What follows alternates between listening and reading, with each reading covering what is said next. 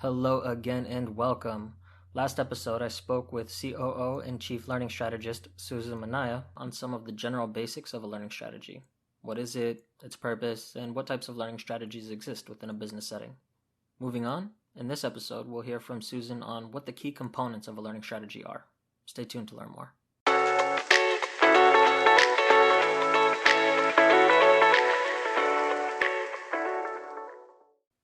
So now that we've touched on some of the basics of what a learning strategy is, its purpose, what types of learning strategies there are, especially in a business setting. Can you talk about what are the key components of a learning strategy? Sure. Well, there's essentially, when I'm doing a learning strategy, there's essentially 5 key components, right? So the first is the business goals of the strategy. The second one is really looking at the current state. The third is defining future state. The fourth is creating that roadmap for how do we get from here to there. And the fifth area is really the implementation timeline and costs, right? So how are we going to actually build this out over time? Okay. So can you briefly break down what each of those components are? Sure. Well, I think it's really important to always start with the end in mind, right? So as a learning leader or within the learning function, when you come together to create your learning strategy, it's really like, what are your goals? Where do you really want to get to, right? So just like anything, begin with the end in mind. So, I've been in organizations where we were not great, right? We didn't have good infrastructure. We didn't have really good content management when I got there. And so it's really like working with the group to say, wow, what are the core things we really think we need to accomplish over the period of time for the strategy? Because, there's no hard and fast rules. Some people may say, I'm just doing an annual 1-year learning strategy. And some people want to be more aggressive with a 3-year or something like that. But it just depends on where you are. So I think it's really start with the business goals because, that's how you're going to define if you're successful or not. And really, when you talk about your goals, they should, in some form or fashion, line up with the goals of the organization as well. So there's got to be that connective tissue there between what you're wanting to achieve and what the organization is going to achieve so that there's harmony between those two things. And I think this information is really essential as the first step in your learning strategy. And this is really going to be the benchmark against which you're going to evaluate your current state, which is the second phase of where we go. So then when we look at current state, this is a lot of fun, the current state, but this is so interesting to me because anybody can really do this effectively. What it takes to evaluate current state is really being curious and being open and receptive because current state probably isn't great in most cases. So you're going to have to be able to kind of look at things with a discerning eye. You have to read a lot of information. You have to talk to a lot of people.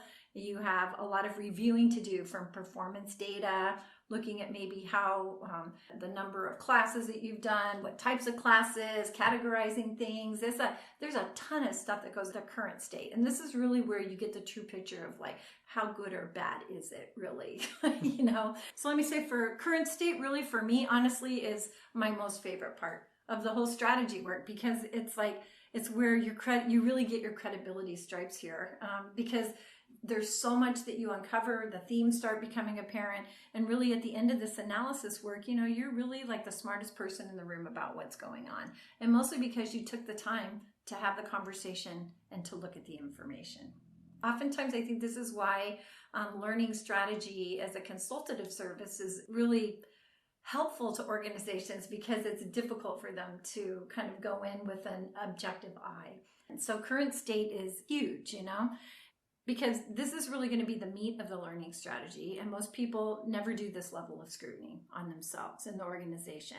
Can you talk to me about the next component? Yes. So the third one would be the future state. So this is really where you need to really lean on your learning and your business acumen expertise, So here you really have to start ideating about best options. So now we see what the current state is. What are our gaps, right? So now what are our opportunities that we could have? So out of this information that we've gotten, what do we want to actually achieve from a future state? So what do we feasibly think we could do? So like if everything's broken, you probably can't fix everything. So you have to kind of look at it and say, okay, what does future state for this look like? And how will we prioritize that over the course of the strategy period, whether it's a year or 3 years, right? So you're going to build it out in that way so that you're going to stage the work so you can get it done.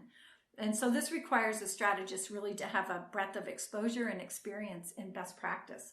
So this is where expertise does become important, really, because you know what's possible and you know what best in class is for a learning organization. And also an understanding of business operations is really critical here, because you're going to be able to lend that business acumen to how you're actually going to have credible recommendations for the future state, right? That people will buy into. Okay, so then the fourth is going to be the roadmap. So the roadmap is always fun, right? I love roadmaps, and so do stakeholders and the clients that you serve. Why? Because it's a visual representation of what you're going to achieve. And everybody loves the cliff notes, right? So it's you can kind of put it together in a way that they go, I can see it all on one page. This is where we're going to go. This is how we're going to get there. And, because honestly, it's like 1,000-foot view, and it's something that helps people see how we're going to get where we're going. And that's what's really important, to get people to buy into it. And then I think the fifth one is really implementation, timeline, and cost. So why have an implementation roadmap? Well, you know what?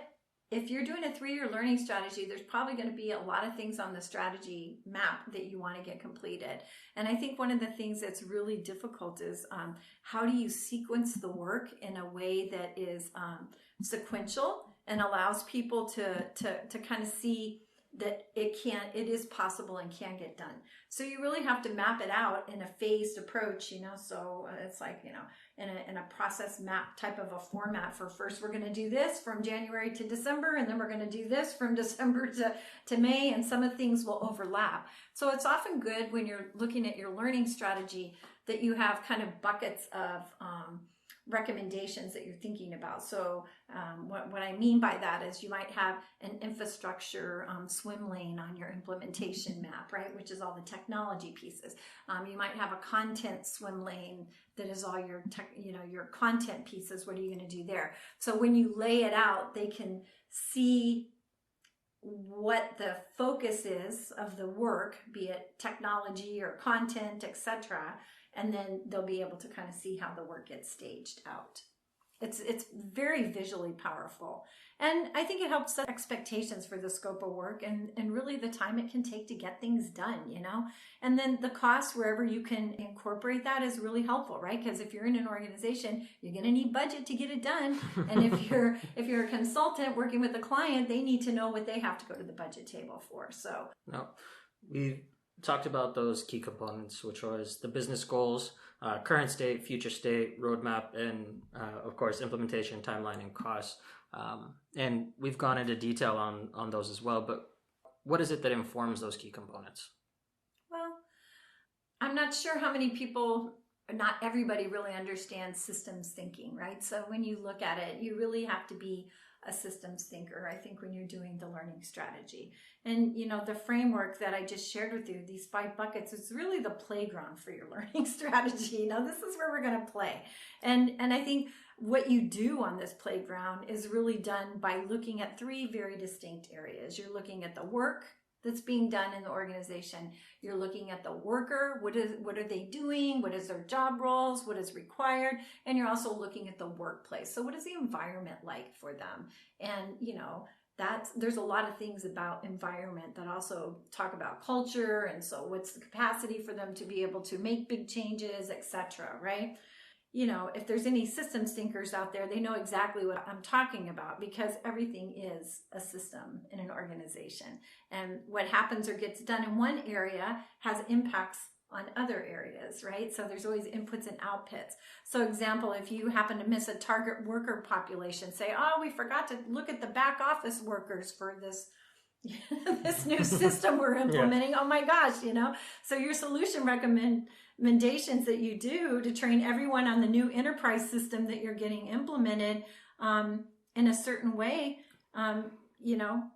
is used differently by different people. So you really do need to look at these 3 different areas to have a very holistic view of the organization and how you as a learning organization are supporting them.